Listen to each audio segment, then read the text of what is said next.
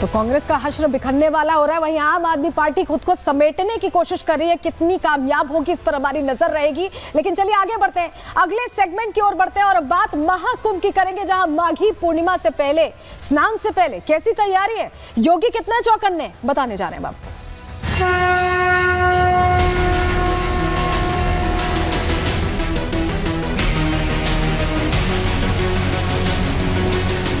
1 और 27 बार में 45 करोड़ श्रद्धालु आकर के डुबकी लगा करके चला जाए तो इससे बड़ी बात और क्या हो सकती है।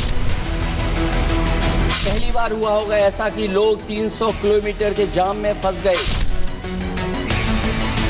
नकारात्मकता फैलाने वाले वही लोग हैं जिन्होंने जीवन भर वीवीआईपी ट्रीटमेंट लिया है।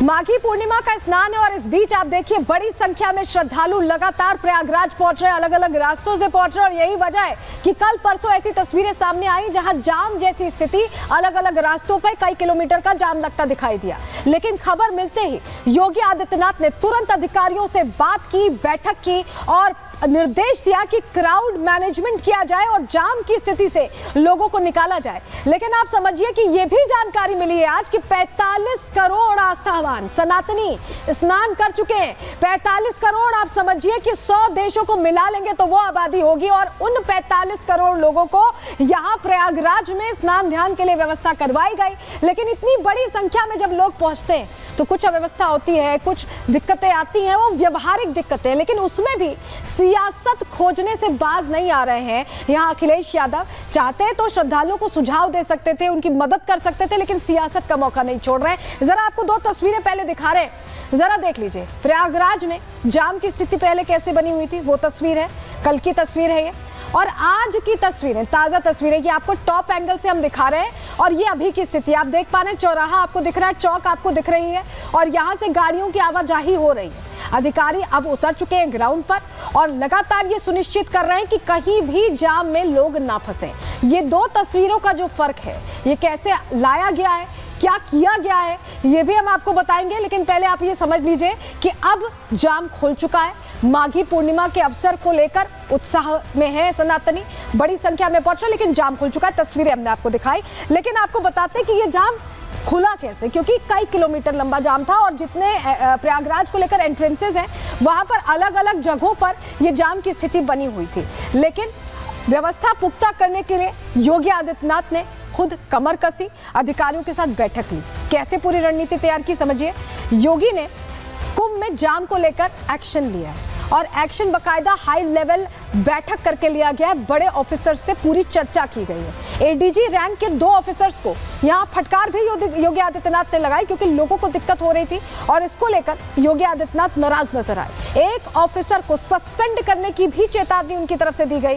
ट्रैफिक जाम जल्द से जल्द खुलवाने के आदेश दिए गए और जिसके बाद एक्शन हमने आज देखा है। योगी के आदेश पर ऑफिसर्स खुद जमीनी स्तर पर काम करते दिखाई दिए। उन्होंने मोर्चा संभाला, हाईवे और सड़क पर खुद यहां पर अधिकारी उतरे और एक एक चीज की उन्होंने मॉनिटरिंग शुरू की। कहां कहां गड़बड़ियां हो रही हैं उसको देखना शुरू किया। ट्रैफिक जैम खुलवाते हुए अधिकारियों को लोगों ने स्पॉट किया और धीरे धीरे ट्रैफिक व्यवस्था अब बहाल हो रही। अभी तस्वीरें जो आई हमने आपको दिखाई, बिल्कुल ताजा तस्वीरें थी जहां ट्रैफिक व्यवस्था बहाल होती दिखाई दे रही है, यानी बेहतर स्थिति होती दिखाई दे रही है। लेकिन कैसे अधिकारी खुद जमीन पर उतरकर एक एक चीज मॉनिटर कर रहे हैं, ये तस्वीर देखिए। ट्रैफिक जैम खुलवाने के बाद यहाँ अधिकारी खुद खड़े हैं, हर नाके पर खड़े हैं, हर बैरिकेडिंग पर खड़े हैं और कोशिश उनकी यही है कि कहीं भी जाम की स्थिति ना हो। वो लगातार ड्रोन से भी मॉनिटरिंग कर रहे हैं। ये जो हम तस्वीर आपको दिखा रहे हैं, आप समझिए ट्रैफिक को हटवाने के लिए, जाम खुलवाने के लिए एक एक चीज को लेकर यहां मॉनिटरिंग चल रही है। वहीं प्रयागराज पुलिस कमिश्नर तरुण गौबा ने क्या कहा है इसको लेकर, कैसे मैनेजमेंट, क्राउड मैनेजमेंट किया जा रहा है, सुनिए जरा।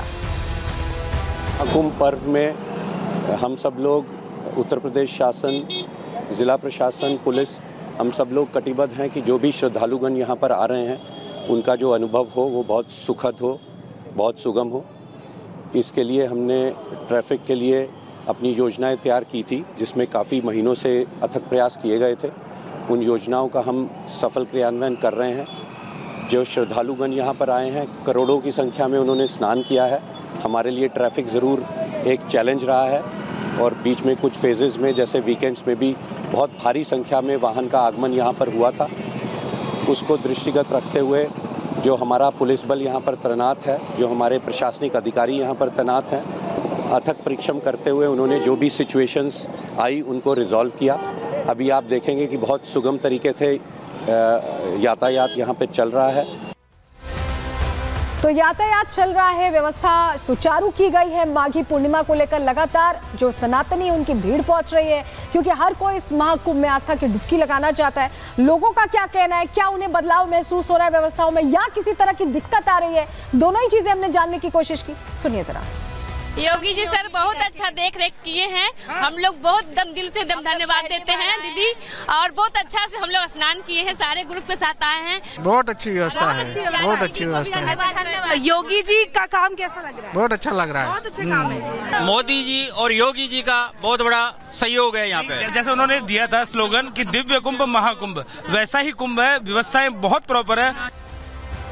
चलिए, यानी व्यवस्था प्रॉपर है। कम से कम जो लोग पहुंच रहे हैं डुबकी लगाने, जो इसे तीर्थ क्षेत्र के तौर पर देखकर पहुंच रहे हैं, क्योंकि अगर आप तीर्थों में जाते हैं तो आपको थोड़ी मशक्कत तो करनी पड़ेगी भगवान का दर्शन करने के लिए। कोई उत्सव थोड़ी, कोई पार्टी थोड़ी है जो आप पहुंच गए और तुरंत ही आपको एकदम वहां मौके पर पहुंचना। थोड़ी तो मेहनत करनी पड़ेगी ना भगवान को पाने के लिए, आस्था का अपना कहीं ना कहीं उसमें डूबने के लिए थोड़ी मेहनत तो करनी पड़ेगी। और लोग इसे मान भी रहे हैं, सुन भी रहे हैं। लेकिन अब योगी आदित्यनाथ ने विपक्षियों को भी आईना दिखा दिया है। क्या सीधा संदेश दिया है, समझिए। पहले जानकारी आपको दे रहे हैं। देखिए, सबसे पहले समझिए, 45 करोड़ लोगों ने अब तक कुंभ में स्नान कर लिया। ये बहुत बड़ी संख्या है।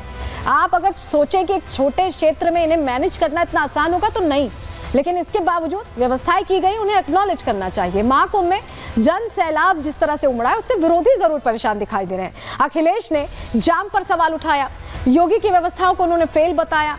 पहले भी उठाते रहे सवाल। अखिलेश के आरोपों पर योगी आदित्यनाथ भड़कते दिखाई दिए, नाराज होते दिखाई दिए। योगी ने अखिलेश पर निशाना साधा और कुंभ के दुष्प्रचार का आरोप लगाया। कहा कि वो दुष्प्रचार कर रहे हैं। योगी बोले कि जानबूझकर दुष्प्रचार कर रहे हैं अखिलेश। अखिलेश ने जीवन भर वीवीआईपी ट्रीटमेंट लिया है, ये भी कहा योगी आदित्यनाथ ने। यानी आप समझ लीजिए कि योगी आदित्यनाथ ने सीधे बता दिया कि इस मौके में भी सियासत खोजने के बजाय अगर अखिलेश यादव चाहते तो थोड़ी मदद कर सकते थे सरकार की। मुख्य विपक्षी पार्टी के तौर पर उनकी भी कुछ जिम्मेदारी बनती थी, लेकिन यहां भी उन्होंने सिर्फ सियासी मौका ही खोजा है। रिपोर्ट आपको दिखा रहे हैं।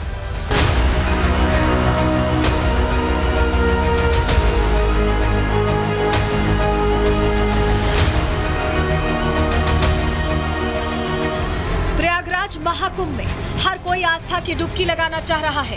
भीड़ ज्यादा है तो थोड़ी परेशानियां भी हो रही हैं, लेकिन ये जो थोड़ी सी परेशानियां हैं, यही विपक्ष के नफरती एजेंडे का सहारा बन रही हैं। विपक्ष ऐसी ही कुछ छोटी मोटी परेशानियों के वीडियो के जरिए महाकुंभ को बदनाम करने की कोशिश कर रहा है। यहाँ तक कि संसद में बार बार महाकुंभ के जरिए योगी सरकार को कटघरे में खड़ा कर रहा है। और ये पहली बार हुआ होगा ऐसा कि लोग 300 किलोमीटर के जाम में फंस गए। न केवल एक मुख्यमंत्री सभापति महोदय, उन्हें 2-2 मुख्यमंत्रियों को लगाना पड़ा कि कैसे जाम रुक जाए। ट्रैफिक मैनेज नहीं कर पा रहे हैं आप। हर शहर में ये कहा गया कि कोई शहर से निकले नहीं, सब के सब वहीं पर रुक जाएं, आगे नहीं जा सकते, दर्शन नहीं कर सकते। अगर ये सच्चाई नहीं है, सभापति महोदय, सब बॉर्डर सील हुए हैं। जितना भारत के लोग सब बॉर्डर सील हुए हैं। योगी को जैसे प्रयागराज में जाम की सूचना मिली, उन्होंने ऑफिसर्स की फौज ग्राउंड पर उतार दी, जिससे धीरे धीरे जाम से निजात मिल गई। इसके बाद योगी ने महाकुंभ को बदनाम करने के विपक्ष के सनातन विरोधी एजेंडे को एक्सपोज किया। एक अस्थायी शहर में 45 करोड़ श्रद्धालु आकर के डुबकी लगा करके चला जाए तो इससे बड़ी बात और क्या हो सकती है। लेकिन जिनको नकारात्मकता फैलानी है, और नकारात्मकता फैलाने वाले कौन लोग हैं? ये नकारात्मकता फैलाने वाले वही लोग हैं जिन्होंने जीवन भर वीवीआईपी ट्रीटमेंट लिया है सरकार की। महाकुंभ में विरोधी एजेंडे में सिर्फ अखिलेश ही शामिल नहीं है, बल्कि उनकी पत्नी डिंपल यादव भी लगातार सनातन पर सवाल खड़े कर रही हैं। सरकार व्यवस्था अभी भी समय है सुधारे, उनको अच्छा करे, जिससे कि लोगों को जो कष्ट हो रहे हैं, जहां लोग घंटों जाम में फंसे हैं भूखे प्यासे, तो इस तरह की असुविधा श्रद्धालुओं को ना हो। मिसमैनेजमेंट बहुत ज़्यादा है और अगर सही मायनों में पूरी व्यवस्थाओं को ढंग से देखा जाता तो आज जितना कठिनाई और कष्ट का सामना श्रद्धालु कर रहे हैं वो नहीं करना पड़ता। महाकुंभ की व्यवस्था को बेहतर से बेहतर बनाने का काम किया जा रहा है और बड़ी संख्या में श्रद्धालु पहुंच रहे हैं। 45 करोड़ से अधिक श्रद्धालु वहां पहुंच चुके हैं और लगातार श्रद्धालुओं का आना जारी है। हमारी सरकार सबसे अच्छी व्यवस्थाएं कर रही है और लगातार उसमें सुधार भी कर रही है। उसके बावजूद देखिए, विपक्ष और खासकर समाजवादी पार्टी के लोग सनातन पर अनर्गल टिप्पणियां करते रहते हैं, जबकि दुनिया का हर सनातन धर्म मानने वाला व्यक्ति आज पवित्र संगम पर पहुंच करके पुण्य प्राप्त करना चाह रहा है। हमारी सरकार उस दिशा में प्रतिबद्धता के साथ काम कर रही है। प्रयागराज से कांग्रेस सांसद उज्जवल रमन सिंह ने भी महाकुंभ की व्यवस्थाओं को लेकर सवाल उठाया है, जिस पर बीजेपी सांसद मनोज तिवारी ने जवाबी हमला बोला। श्रद्धालुओं को रोक करके अगर आप स्नान कराते हैं तो ये दुखद स्थिति है। हमारी व्यवस्था तो ऐसी होनी चाहिए कि जितने लोग आए सबको, और मैं कहूँगा कि अगर पर्याप्त व्यवस्था की गई होती तो ये नौबत ना आती। सरकार की तैयारियां अपूर्ण थी, सरकार तैयार नहीं थी, कहीं न कहीं सरकार इस महाकुंभ में असफल रही है। एक भ्रांति फैल रही है कि सब जाम हो गया है, बिल्कुल कहीं कोई जगह नहीं है। ऐसा नहीं है, अच्छी व्यवस्था है। आप आइए और अफवाहों में न पड़े। महाकुंभ की व्यवस्था बहुत अच्छी है। एक तरफ योगी आदित्यनाथ प्रयागराज में करोड़ों श्रद्धालुओं की व्यवस्था में जुटे हैं, तो दूसरी तरफ समाजवादी पार्टी और कांग्रेस दोनों मिलकर अपना सनातन विरोधी एजेंडा चला रहे हैं। योगी सरकार को बदनाम करने के लिए महाकुंभ की छोटी मोटी अव्यवस्थाओं को बढ़ा चढ़ाकर पेश कर रहे हैं। लेकिन सवाल यह है कि क्या अखिलेश के शासन में कोई गलती नहीं हुई? क्या अखिलेश सियासी माइलेज के लिए सनातन विरोधी एजेंडा चला रहे हैं? Bureau report, Republic Bharat.